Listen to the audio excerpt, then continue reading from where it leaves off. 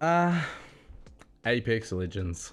After putting off Apex Legends for about 6 months due to the fact that you had to drop in a 3-party system, and me being extremely nervous and absolutely not wanting to talk to anyone else while I play this game, being the completely antisocial gamer that I am, this really did put me off playing this game for a long time.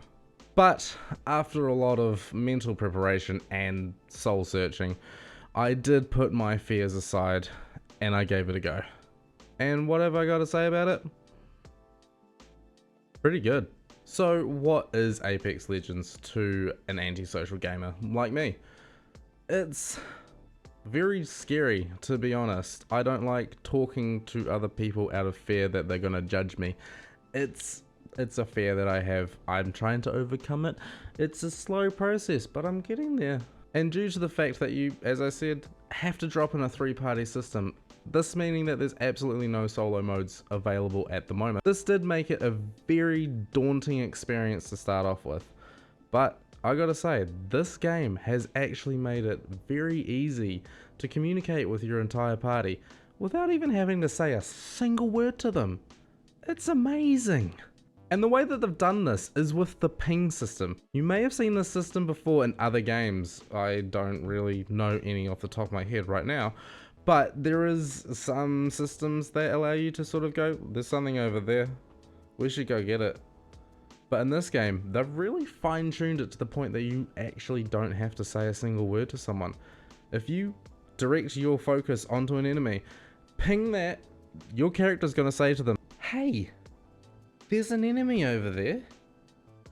Should we go get him? Just so you know, he is over there. Or if you point it at a gun, it goes, hey, there's a gun over here if anyone needs it. There's some ammo over here. Or there's some body armor over here. Maybe we should go that way. There's so many different things that you can ping, and it makes talking to your party without even saying a single word so easy.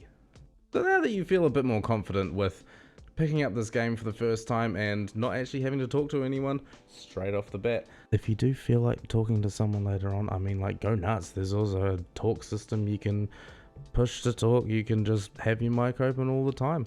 You can chat if you do feel the need to. Let's talk about a couple of other aspects of this game that do actually make it a bit different to all the other Battle Royale games that you've probably played in the past. For example, there is a very wide variety of guns. You've got pistols, you've got light weapons, you've got heavy weapons, rifles, shotguns, grenades. There's a grenade that makes a big spewy fire in a line, and it sucks when it hits you. And on top of all the weapons, you've also got modifications for each weapon, like scopes, larger mags, stocks so that you don't have to be spraying and praying all over the place. And each weapon actually feels extremely different to the last. I found that there's a couple of weapons that you kind of have to charge up before it actually fires, and these ones confused me a lot at the start. I'd be aiming at an enemy, and then I'd press the fire button, but nothing would happen for about a second, and then all of a sudden, blah, everything went off. Another really cool aspect of this game has to be the legends. There is 10 to choose from. You do only get 6 out of the gate. It is a little bit disappointing that you do have to either unlock, buy, or just constantly play this game to get enough currency to unlock the rest of the characters. I would have liked it a little bit better if they did have maybe a rotation. Every week they have different legends that you can play as. So that way you get a little bit of a go with each one, trying to find your favorites. And then you can choose to just constantly unlock that one favorite, 2 favorites, maybe even 3, but I guess it is what it is. I can't really change it, unfortunately. I don't work there. But each legend has their own unique aspect to it. Each legend will have a normal ability, ultimate ability, and a passive ability. A couple of them, for example, is you've got a character called Mirage who just creates, well, an illusion of himself, a mirage, if you will, that will just run forward and trick your enemies into thinking that that's you, and then you can flank them from the outside. You've also got another character that creates massive rifts through the world that you can jump through, creating basically a portal from one end to the other. It's a great way to save your teammates. You can drag them through if they're all downed, or even you can jump through it if you're downed, but I don't really know what that's gonna do. You're just gonna be down somewhere else. And there's the all-time favorite that I've sort of found that a lot of people play is Pathfinder. He creates zip lines, lots of zip lines. He can grapple his way up into the highest reaches of the world, and he can plant a zip line down to the other end of the map, or you know, to a point anyway. And you can fly down these zip lines, blasting at people as you go down. It's great.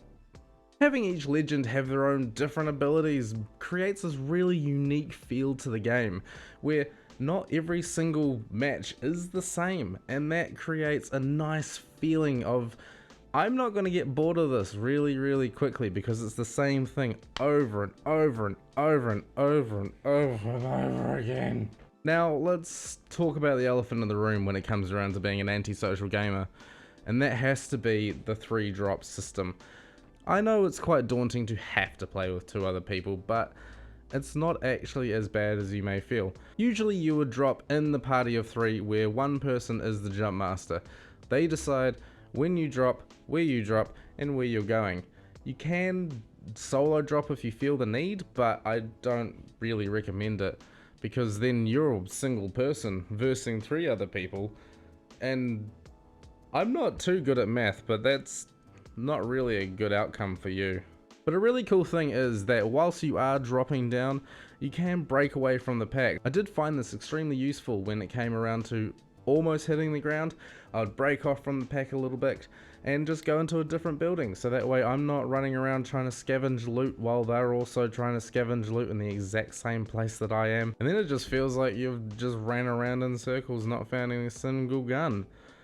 And that's not a fun feeling at all. But the cool thing is, if you're nervous about you picked the wrong spot to drop in, or you just don't want to drop yourself at all, you can reassign the jump master.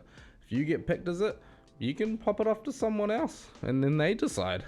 My last major point about this game has to definitely be there's a training mode, which is a very welcoming surprise in my opinion.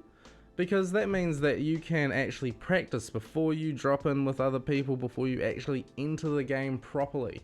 You can actually, you know, practice. Train yourself to become the best. In this training mode as well, there is every single weapon in the game. So you can just spend a good hour in there, shooting each and every single weapon, trying to figure out which ones are your favorites, learning every single name of them, figuring out how they all feel, because as I said, there are definitely a lot of different feeling weapons in this game. As well as the training mode, there is a couple of other different game modes as well. For example, there was just recently you could only get shotguns or rifles throughout your entire experience in the game.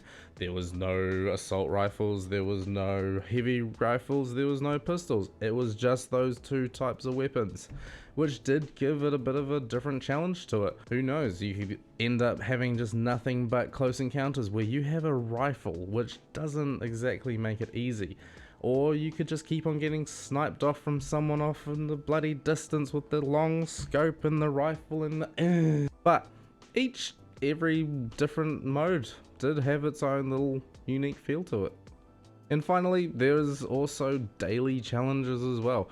This brought you back every single day. I mean, like, there's weekly challenges, there's daily challenges, and the cool thing is that you unlocked pretty nifty little things. It was all cosmetic, but hey, it was nice. You could get a nice skin for your weapon, nice skin for your legend, or even get some currency so you can unlock those other legends nice and easy. There was definitely a lot bringing you back into this game constantly. Now, if I had my way, if I had my own say in what I feel like this game kind of needs, it would definitely have to be a solo mode. I like to be able to drop in by myself, have a good little play around a little bit before I decide to jump in with a team. That way I feel like I can maybe contribute even just a little bit. It's nice to have that feeling like I've actually been useful.